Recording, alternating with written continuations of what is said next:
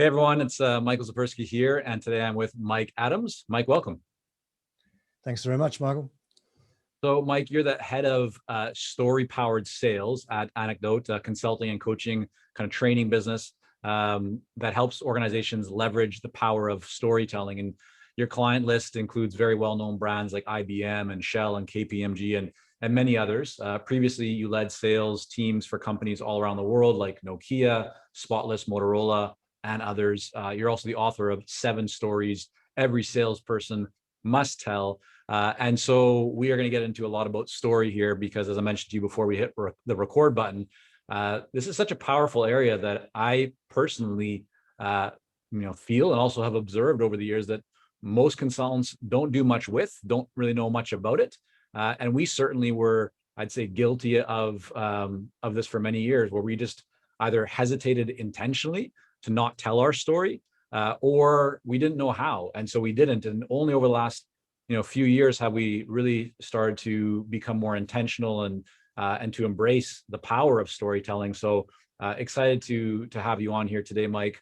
And let's begin with, how do people tell their story? I mean, what should someone know when they're just thinking about storytelling? Well, the first thing to know, and thanks very much for that introduction, Michael. That was nice to listen to. The first thing to know about story is, don't just think storytelling. There's much more to story than storytelling. In fact, I work for a company called Anecdote. We've been doing this since 2004. And the company was founded by Sean Callahan, and he had been working for IBM before he set out on his own. And he had been doing story seeking, collecting stories as part of a culture change project for IBM. So he was flying around all the locations and collecting stories about how things really are done, rather than how the CEO or the C-level might think things should be done.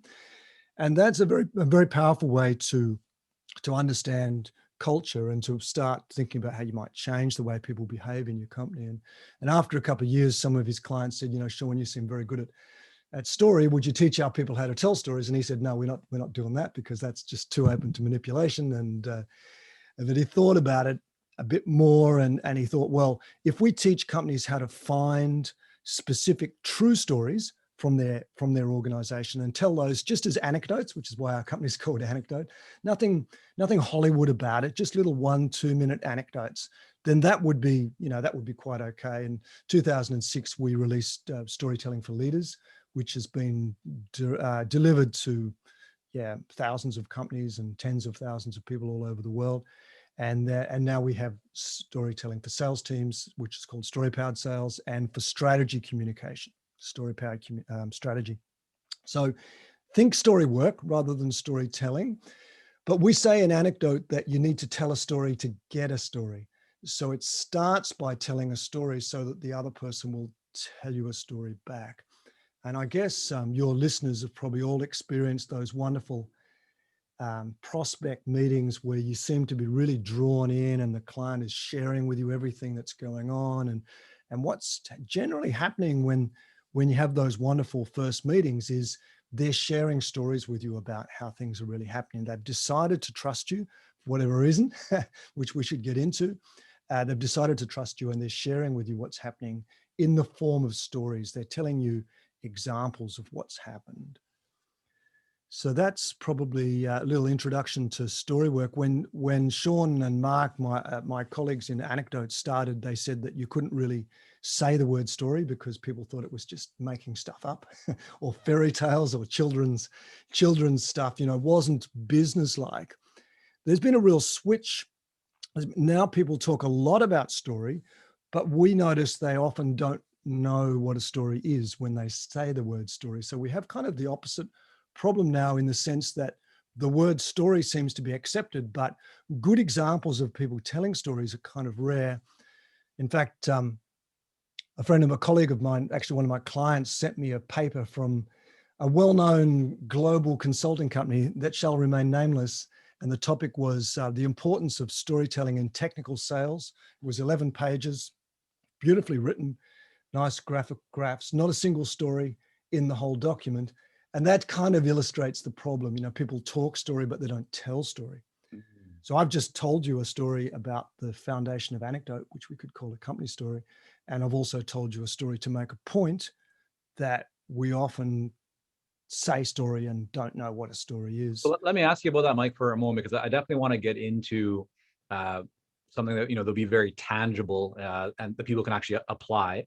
Yes. But before we do that, why do you think people don't more proactively seek stories or tell their stories? I mean, every single one of us has stories inside of us. Correct. Um, every single person in our community that I have interacted with, or I'd say the vast majority, even that I have not directly interacted with, they're very good at what they do. I mean, they're experts in their areas. They can achieve results and deliver value for their clients. So they don't come to us, looking for help with their skill set. It's more about the business side of how to build a successful consulting business. Yet those same people who are clearly very good at what they do, have a track record of success, often don't tell their story. They're not even thinking about that. Why do you think that is? I think there's a few reasons, but probably the main reason is that there's a fashion. I'll just call it that. There's a fashion in how we should speak in business, and we should talk in abstract terms. And that seems to be like the way to talk in business. So we should say things like customer service is our number one priority. It sounds good. And who's going to argue? But what the hell does it mean? Mm, And if I say to you, well, I agree with you, I think customer service should be your number one priority, but could you give me an example of excellent customer service? That's a story seeking question, which would take you to some understanding. So when we speak abstractly, we say those kind of opinions, statements, we kind of float along the surface with I would call it a veneer of understanding. We think we understand each other and we really don't. And when we get down to the level of sharing specific examples, which is all a story is something that actually happened. True stories are something that actually happened in a time and place with people that was meaningful and then for which we can get meaning. That's all they are. And when we consciously decide to share stories, we find ourselves much better understood. And when right. we consciously decide to seek out stories, we'll find that we actually understand our clients a hell of a lot better. And I have some interesting, when we teach storytelling with some really interesting examples of how salespeople and consultants can really understand what's going on by seeking out the client's story, which Right. is really about asking a different kind of question. Behind me is a bunch of sales books, so people listening won't be able to see that, but the ones watching can. And the vast majority of sales training or consulting training, how to consult, they're about asking questions. They're, ask this type of question, ask that type of question, ask this type of question. And the underlying assumption is that by playing the doctor role, diagnosing and trying to figure out, what goes on through questions, we will be able to understand the client's problem so that we can fix it. And my view is that that's not a useful approach to really understanding what's going on. And if you ask the classic question types in sales training books, you will very often miss what's really going on. That's because we tend to focus on why, what, and how kind of questions. But story seeking questions are when and where. When did you see that working well? Where were you when you noticed that that was a problem? Tell me what happened. We're trying to get down to the level of specific examples of what happened. Those questions are not taught in sales training books mostly, but they get you a true understanding of what's going on. And so let's now move forward with the assumption, Mike, that the listener is going, okay, that makes sense. I could, I can buy into that I need to tell stories and maybe I want to go and now actively seek stories. So what's your suggestion? How should somebody who wants to tell more stories, where should they start? Should they look internal into, to find their own stories? Should they go out and seek stories from their clients, past, present perspective? What is the best place for somebody to begin this journey? Well, I guess most of your listeners read books. It's my experience that consultants do read. That's not my experience with salespeople, by the way. Just joking. Some of them read. Um, and there are some excellent books. I wrote one. Mike Bosworth wrote an excellent book on storytelling for consulting and sales. It's called What Great Salespeople Do, written in 2012. My book's called 7 Stories Every Salesperson Must Tell, but it's equally applicable for consulting. And that my book takes you through a buyer seller process from first meeting. You know, why should they trust you? Why should they even talk to you? Yeah. To why should you change? Because consulting is about positioning a change So, agenda. so let me actually And just stop you there for a moment, Mike, because I want to really make this tangible for everyone. yep, Let's just talk about that. I mean, you mentioned even yes, earlier on, right? The importance of being able to establish trust in that relationship, right? And even yes. get kind of a seat at the table. So how would you use, or how are you at your company currently using storytelling to connect with prospective buyers and to increase the level of trust? Maybe could you offer a quick story or an Sure. example of what that might look like? Yeah, I can. So we teach what we call a sales connection story, which is a story about something that's happened to you that demonstrates your credibility and explains to your buyer why you do what you do. I tell that various ways depending on who I'm meeting. But say I was meeting a CEO who had a sales team, and depending on how much time I have, but I would say something like, "Look, I'm an engineer by training, so storytelling didn't really come naturally to me. But I had this job of doing a 1 hour software demonstration more than 20 years ago. I was running a marketing team for a big software company. And I thought like 1 hour is way too long to demonstrate software. I have to be more interesting than that. And I had this idea of writing a play. And I wrote a play for my marketing team. They didn't really like the idea very much. And they got up and acted out this play of how our software could be used. And there was a remarkable response from the audience. They kept asking questions to my guys who stayed in role for an hour or so afterwards. And I realized then that the story of how you use the software was much more interesting than the features and benefits of the software. But it wasn't until a few years later when I told a really short story when I was working in Russia and heard some of my clients telling my story back to me that I realized the story was kind of traveling. It was doing work. We call it, the story was doing work. And then I had a career running sales teams, big sales teams in various multinational companies. And when I decided to stop doing that for various emotional reasons, 2015, I thought about solving the problem of how to help salespeople connect properly and say the right thing in all those meetings where I was trying to kick them under the table.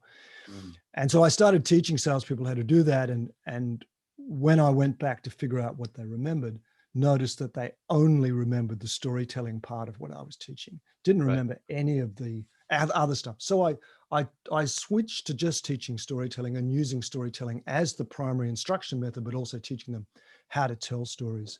So that's how I got into it. So that's an example of a connection story. Yeah. You probably infer some things about me that I didn't say about myself. I didn't say that I've worked in different countries for big no, I mentioned it in the story. I work for multinational companies and I have run sales teams, but you infer things about me from the way I told that story. Can you And I should, use this story and like have you seen it effectively used even before you're speaking one to one with the buyer? So let's say you're on a Zoom call or you're meeting in person, sure. depending on what the situation is with the world at that time. But if you are, let's say, you're still wanting to build your pipeline, you want to even get the meeting. Uh, can story be used before you actually have a conversation one to one? And if so, can you maybe just offer a quick example or two of how you guys are doing that, or others have done that with effectiveness? Yes. So sometimes you have to create curiosity in a very short space of time, maybe within the subject line of an email, for example, which is too short for a story. The way I look at that is I'll think about the story that would resonate with that prospect. And I'm thinking about success stories in that case, usually other clients like them that have succeeded with storytelling that we teach. And I will tell either the beginning or the end of a specific story. So, for example, we work with the big Italian insurance company, Generali. And the head of distribution, the lady there called Rebecca, she told me when she um, when she took the job on and listened to her salespeople talking, they sounded like talking brochures. Mhm. And she knew she had to change that. So I would use that in a subject line to see if I can hook. Do you have the problem of your salespeople sounding like talking brochures? And then in the body, I would say, well, we work with Generali. And then I still wouldn't complete the story because unfinished stories are curious. You know, how did that go? How did you do that is the question. So if someone else has that problem, that story, I call that a half a story. The half story that you would like to hear the end of becomes the hook. And you can also put the half story at the end, which would be, this was the result that we got with Generali. Would you like to hear how it started? And that's also curious. So I think about the story that would resonate and work out what to partially tell. So it sounds like you're almost, if we kind of like reverse engineer that a little bit, you're identifying the problem or the goal, the desire that a client has, right? That you've been part of, experience, you know, it's a past kind of situation. And then Yes. you're using that then to create a story around it. So if you identify, you know, here was the result or here was the problem that they had, then you're thinking, well, what was the situation, the environment, the, you know, the story around that. And that's what you're Yes. then extracting and then using to put out into the world, whether it's in an email, you know, in a presentation, website copy, or also when you sit down with a buyer one-to-one. Is that correct? Am I missing anything Yeah, there? that's correct. But I'm trying not to make it too abstract. You know, I would actually use the quotation marks, you know, my salespeople sound like talking brochures, you know, and put in Right. that partial story. So it's a specific example still, rather than be abstract. And, you know, prospecting for new clients is never a certain thing because, you know, you're reaching out to people who may or may not have that problem. You're trying to be intelligent about that. You're trying to be intelligent about, you know, who else is probably experiencing the same sort of issue Mm. and target them in that way. But the story is more engaging than an abstract laying out of the problem, which would be like more typical business approach. What have you found is, you know, if somebody wants to improve and get better at telling these stories in your own experience, Mike, when you look back over the years of developing, you know, your expertise in this area, is there one or a couple of things that you've done that you think have played the biggest role in, you know, in increasing your understanding and the success that you've been able to achieve? Like as an example, is it focusing on how you write, or is it focusing on you know, really trying to identify anytime you hear a story or see a story and noting it down? Like, is there anything that you've done that's helped you to really increase your performance in this area? Absolutely. And there are specific things that are meta skills when we teach this. And the first one is knowing exactly what a story is and what it isn't. And for that, you need to be able to recognize certain specific elements of story. The first being time and place. They Mm. happen at a time and a place, and there is a sequence of related events. They kind of go, you can think of them in terms of conjunctions. Actually, they go like, at this time and place, something something, and but. And the but is the thing you don't expect. Oh, now what's happening? They are a promise of something that's unanticipated, a surprise. And then they finish so. But so. And whenever you're delivering your information about what happened in that sequence, you're telling a story, and people will listen. The people will find that interesting. There's an engaging aspect to that. And there's a very simple reason why stories are engaging. We know that we can't predict. We know that stories have an unpredictable element to them, and we want to try and predict what's going to happen next. We have this big part of our brain which is doing nothing but predicting all of its inputs. The neocortex is predicting its inputs. So it's trying to predict what you're going to see next, what you're going to hear next, and what you're going to feel. And your neocortex would have been predicting, I was going to say the word next. Mm. So stories, even though you hear them or you read them, if they have a character in them, the listener can put themselves into the story and imagine themselves as that person and try to predict what's going to happen next to that person and how that person will feel. And that's the way we pass emotional content in stories. and your listeners may or may not know, but humans make all their decisions, every single one, by reference to our emotional memory, which is in the neocortex, by the way. So a decision by definition is a decision to feel comfortable on some time scale. It's a feeling. I will do that if I feel that I'll be more comfortable in the near, mid, long term. And we predict how we'll feel before we move, before we act. And so stories are a wonderful mechanism, because when we tell stories about other people who are in the process of acting, we can infer how that person feels and why they're acting. So we're passing emotional reasoning as well as rational reasoning in a story, which is a crucial thing to understand about decision making. One thing, Mike, we've observed ourselves and have found to be very helpful in sales, in enrollments and speaking with clients, and it's something that we also teach and kind of coach our clients, especially in our clarity coaching program, around, is this idea of trying to capture different use cases or situations that the buyer is in. And so, as an example, if you can say to someone, yeah, no, I totally understand, like what you shared, that's very interesting. Thanks for sharing that. We were, working with a client recently in this industry, blah, blah, blah, blah. They also thought the same thing. They had plans to go down that path, right? And then this is what you were kind of saying before. But, what they ended up doing was this different thing because of these reasons. And so, right, they saw this result. Like it sounds like that kind of approach is very similar to the formula that you have. Obviously, yours is much better documented than ours, but or the approach that we've probably assembled from many different people. Is there anything else like to that? Can you add maybe a little bit more detail? Yeah, so now what are some guidance for people? So we talked about connection stories, like what could I tell you about myself that would infer credibility and trust, that you would trust me.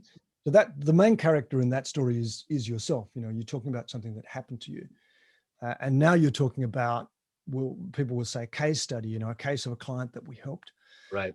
The classic case study in 3 parts is problematic for storytelling, because it starts off like this. I'll paraphrase. Here is our other client in the shit. We came in and fixed it, and now everything's great.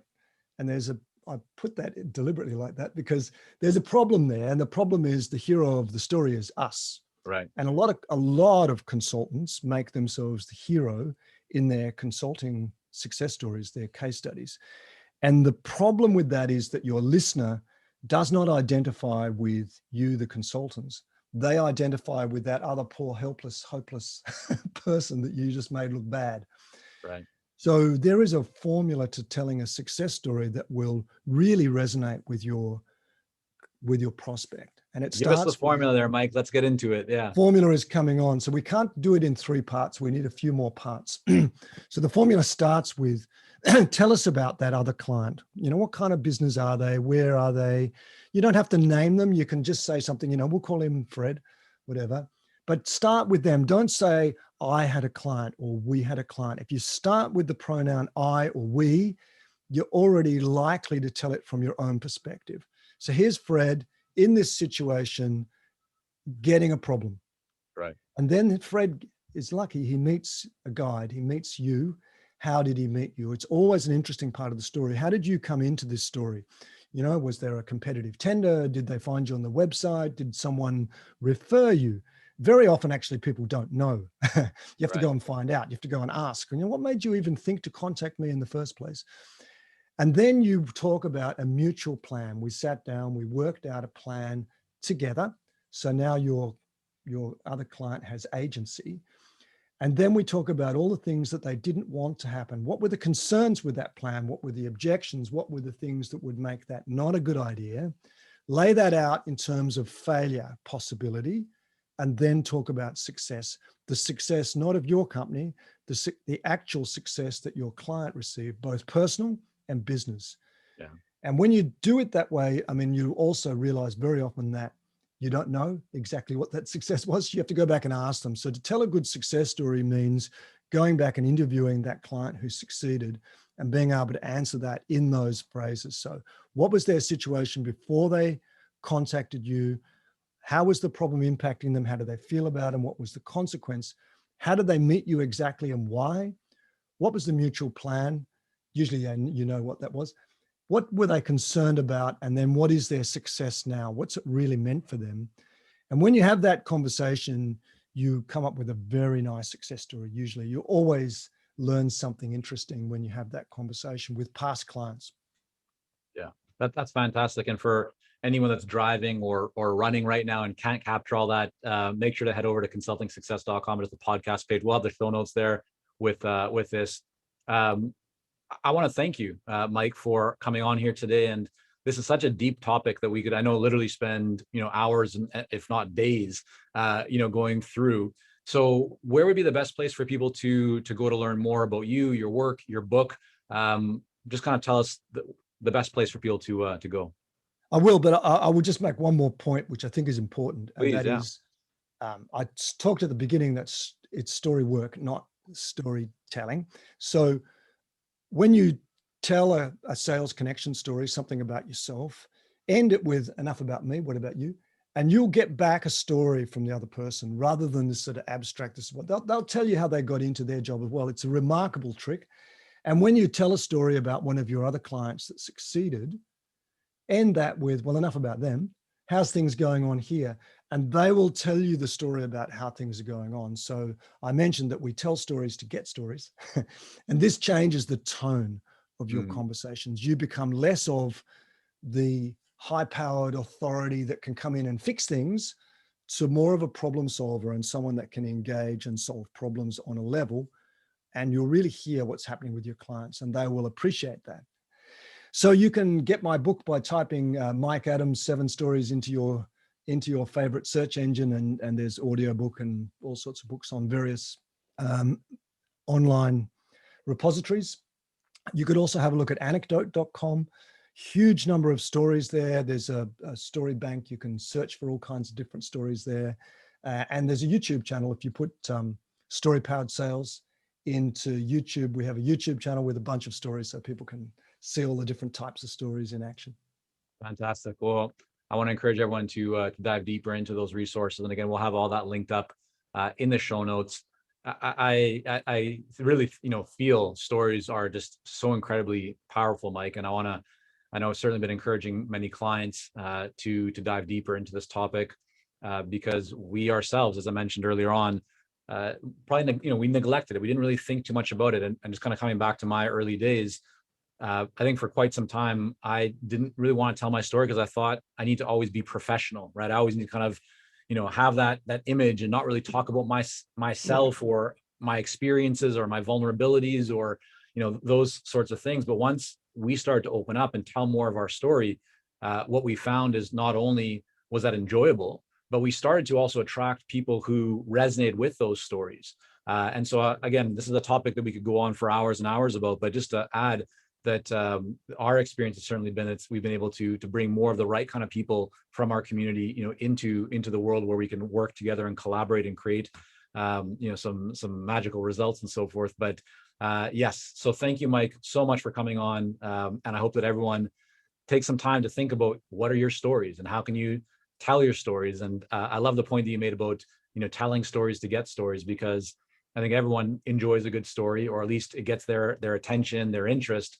And consulting is about asking great questions. So what a powerful way to elicit and to extract great valuable information from buyers or from the market that you want to serve, than by leading with a story to open things up. So I think that's a really wonderful tip. So Mike, thank you again so much for coming on. It was a pleasure. Thanks very much, Michael.